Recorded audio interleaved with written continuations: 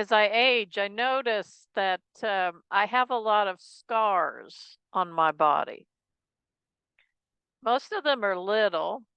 Um, I've got one here from cutting myself while I was slicing cheese. I've got one over here from a bike wreck I had when I was about 7 or 8. I've got some from surgery scars from various surgeries that I have had.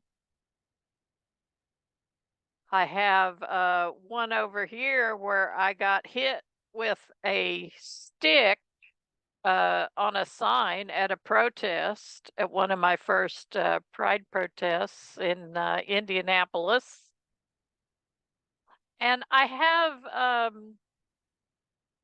it also occurs to me I have other wounds and scars that I can't see the scars for on the outside. They're more internal, things that have happened to me, things that I have gone through and navigated, some things that I'm still going through and navigating.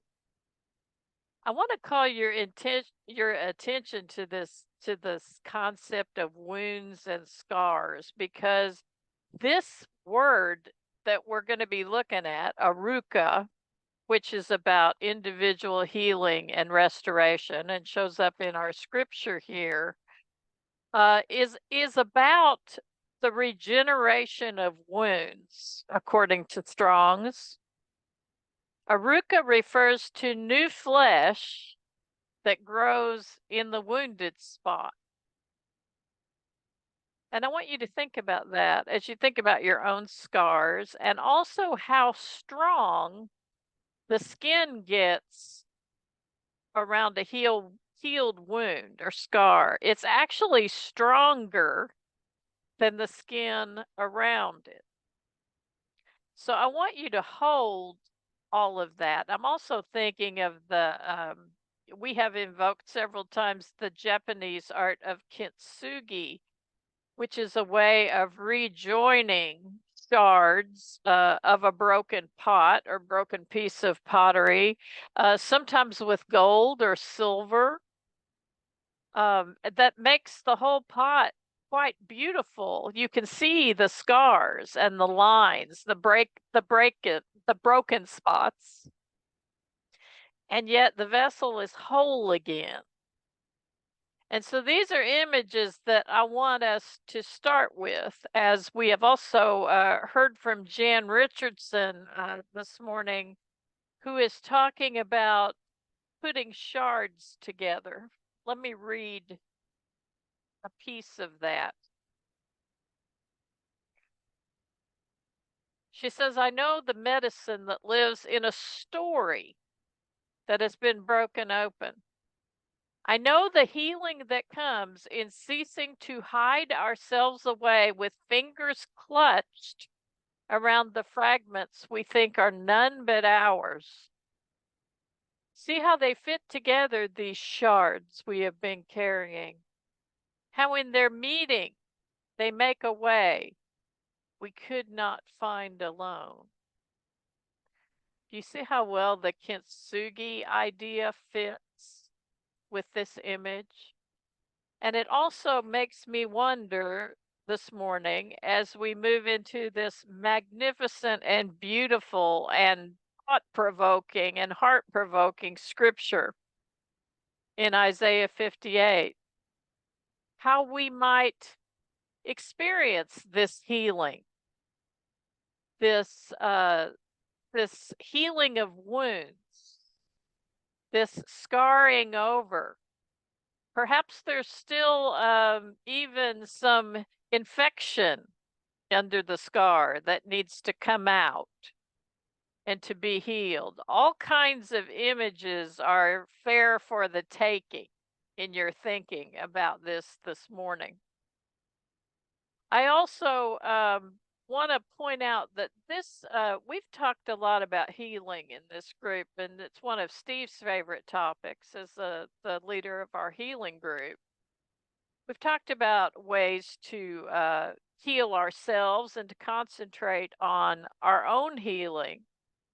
And yet, I think this morning what we're going to see is that our own healing is not really possible until there is community healing. They are interconnected. I heard one say recently that these things that Bishop William J. Barber III mentioned in his, this was from what Christina was reading, is from his prayer service sermon after the presidential inauguration in 2021. And it came from that. And so I want to look at this as well, because he invokes these community wounds that are not only part of our world. We're going to hear in a second here that some of this is very, very much alive and well in the Israelite community of Isaiah 58. The more things change, the more they stay the same sometimes. William Barber III says, we must address the 5 interlocking injustices of systemic racism, of poverty, of ecological devastation, of the denial of health care, of the war economy, and the false distorted moral narrative of religious nationalism. This is a big one right now, folks. We have to look at this. These are breaches that must be addressed. And according to the text, which is Isaiah 58 for his sermon, repairing these breaches will bring revival. Let's look at Isaiah 58. I want to say a word about Isaiah. Isaiah is a very long book in the Hebrew Bible. Isaiah was a prophet, and Isaiah did not write the whole thing. It was not written by one person. It was written by probably groups of people that kind of affiliated themselves with the Isaiah school or the Isaiah way of thinking, at least the person who wrote it down and compiled it, redacted it later, thought of it that way. There are 3 main parts of the book of Isaiah. The first part is appropriately called First Isaiah, and that's the beginning of the book, the first several chapters. And in First Isaiah, there's a lot of lamentation and a lot of upsetment because the people find themselves in exile in Babylon. There's a lot of asking the question, how did we get here? What has happened to us? That's First Isaiah. Then in Second or Deutero Isaiah, somebody begins to dream and to wonder what the future can be like. And Deutero Isaiah is very, very poetic. That's the mid part of Isaiah.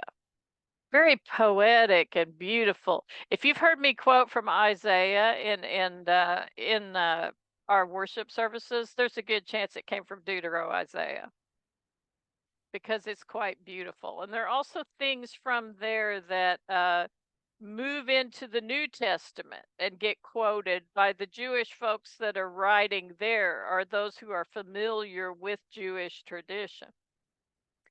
And so there's Deutero Isaiah, where there's lots of dreaming and wondering, oh, how we can do this and we can do this, and it's so awesome. And then you have Third Isaiah, or what the scholars called Trito Isaiah, which is where we are today. And this is where they try to start. This is a later part where they start trying to bring it all together, down to earth, and make it practical.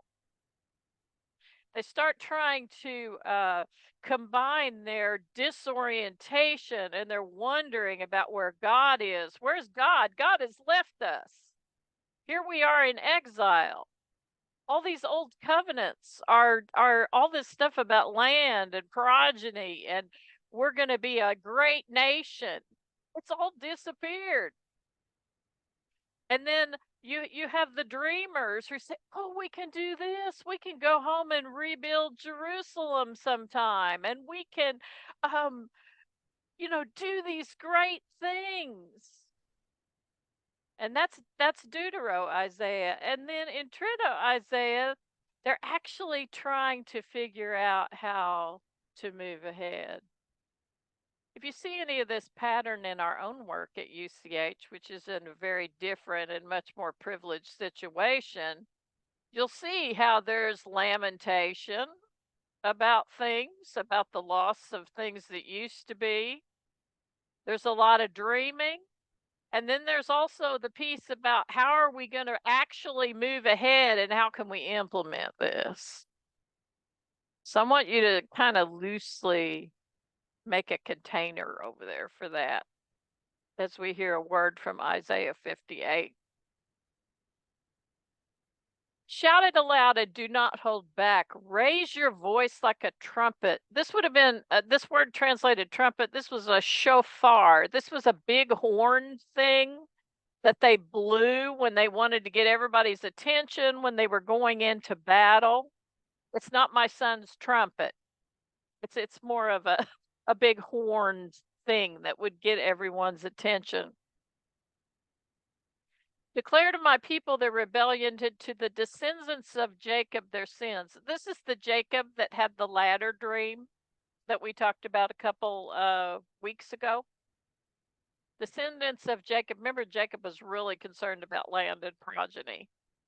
That was something he was well known for. And he was not above manipulating to get it either. For day after day they seek me out. They seem eager to know my ways. This is God talking here. I used the New International Translation of this morning because the NRSV is just kind of a mess and it's hard to understand who's talking. And so God, I want you to know God is talking here at the beginning. For day after day they seek me out. They seem eager to know my ways, as if they were a nation that does what is right. There's that nationalism thing I want you to notice. And has not forsaken the commands of its God. They ask me for just decisions and seem eager for God to come near them. Why have we fasted? They say. Now, this is the people talking. Why have we fasted? And you have not seen it. They're talking to God now. Why have we humbled ourselves? And you have not noticed. Yet on the day of your fasting, you do, this is God talking again. On the day of your fasting, you do as you please and exploit all your workers. Your fasting ends in quarreling and strife and in striking each other with wicked fists. You cannot fast as you do today and expect your voice to be heard on high. Is this the kind of fast I have chosen, only a day for people to humble themselves?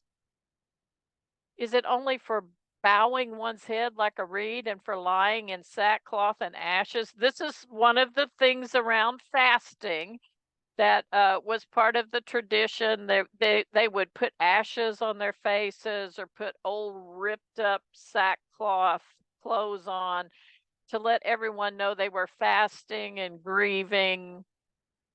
This was something it was a very public declaration. Do you hear that? Is that what you would call a fast? A day acceptable to the Lord? Okay, I want to break down this a little bit. So, fasting is a part of their spiritual tradition, it is something they did as part of their worship. And God is upset here through the mouth of Trito Isaiah about the way they're going about that. Do you see how their way of doing the fasting or this way of worship is a bit out of alignment? We've talked about alignment, about making our, what's going on the soul level, more congruent with what's going on in our actions and in our bodies. We've talked about that as ensoulment or making the soul and personality dance together in better ways. And this is what Isaiah is calling for here. It's not just about the outward actions. It's not just about people saying, "Oh, I'm going to put ashes on my head and walk around because I'm fasting." That's not what it's about. It's about aligning our soul and our actions. And also, I want you to notice how it's not just a personal thing, because God is going to turn around in a really powerful way through the mouth of the prophet and tell us what kind of fast day God is after here. Is that what you call a fast? This is the kind of fast day I have chosen: to loose the chains of injustice, to untie the cords of the yoke, to set the oppressed free. Is it not to share your food with the hungry and to provide the poor wanderer with shelter? And when you see the naked, to clothe them, and not to turn away from your own flesh and blood. Then your light will break forth like the dawn, and your Arukah, healing, will quickly appear. Then your righteousness will go before you, and the glory of the Lord will be your rear guard. According to Isaiah, the way to get one of the key things about getting into alignment is that it's not just about ourselves, but our work is as a whole community. Bishop William Barber gives us the key things that we need to be thinking about and looking at and working towards healing in our own nation and in our own communities. Things like systemic racism, poverty, ecological devastation, denial of health care, the war economy, and the false, distorted moral narrative of religious nationalism. You know, this religious nationalism shows up as an issue amongst I mean, there's really no Israel or no Judah right now because they're in exile as they are writing this, and they still have this sort of, they're trying to figure out who they are. And they sort of drift over into nationalism sometimes. And also, later on in the New Testament, you will hear, when John the Baptist says, don't say you have Abraham as your father, and he's talking to them about this pride they have around that. And so I want us to bring kind of that thinking into the present day, because pride in our nation is getting tangled up in some really strange ways with religion and with ideology, and I want you to be careful of it. There is nothing at all wrong, as we're going to sing "This Is My Song" in a bit to honor our veterans and to honor their service, and yesterday was Veterans Day. And there is nothing at all wrong with patriotism and with honoring our veterans, and being aware of our history, and that means all of it, not just the little parts we were taught in school, because there's more to it than that. But we had to be careful about this sort of rah-rah nationalism that happens. And so I want to lift that up for you. There are a lot of things being written about that right now that you are welcome to Google and to be more aware of. And we may make an opportunity to talk about that more as well. So the more things change, the more they stay the same. Let's move to this beautiful piece about how to be Arukah. how to be healers, how to do healing. And notice all the images in here of repairing, restoring. This is where, in one of the biblical translations, this is translated down here in 12. We talk about repairers of broken walls. The phrase is repairers of the breach, and this is the name of Bishop Barber's organization, his nonprofit organization that is focused on these issues that he has preached about, that we lifted up.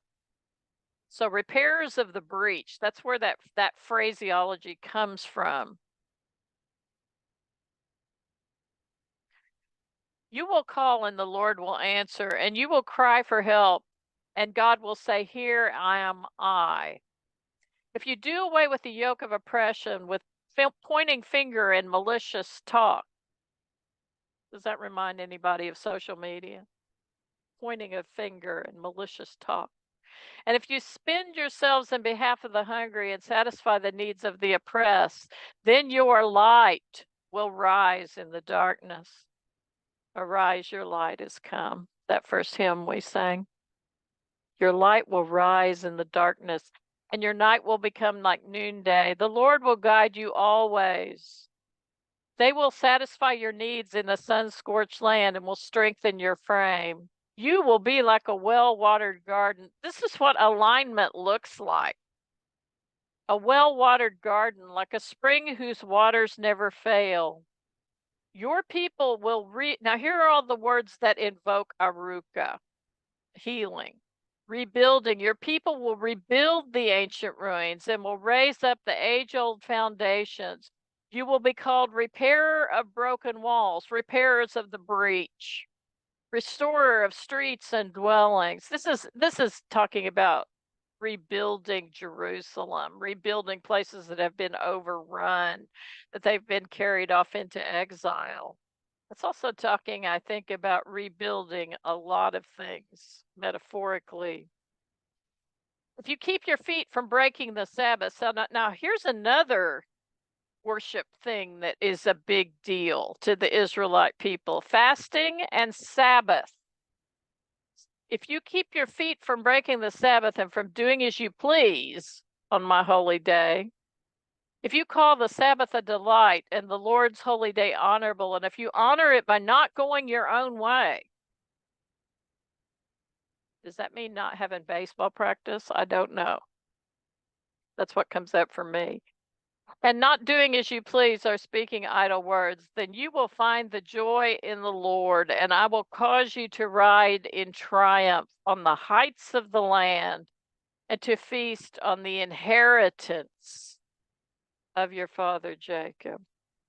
For the mouth of the Lord has spoken it. That is an extraordinary and powerful piece of writing, and I encourage you to go back and to look at it in coming days. So this morning, as we move into our conversation time, I want you to think about ways you might share the fragments that you are clutching in your own life in story with the beloved community, which is a powerful practice for pulling that out of ourselves. You know, the pain, the struggle, the grief. Let's pull it out. Let's hear about it. Let's talk about it. Pulling out those shards and fragments. How might we do this in a larger way? How are we called to move into and to continue, because this is not a new thing for us, to move into these huge issues in our world that Reverend Dr. Bishop William Barber talks about as he preaches about Isaiah 58 this morning. So I want to invite you into that. How do we become or be better seekers of justice? Mishpat is a word in Hebrew that's translated justice here. And what does that look like? How do we live more in alignment, both individually and communally?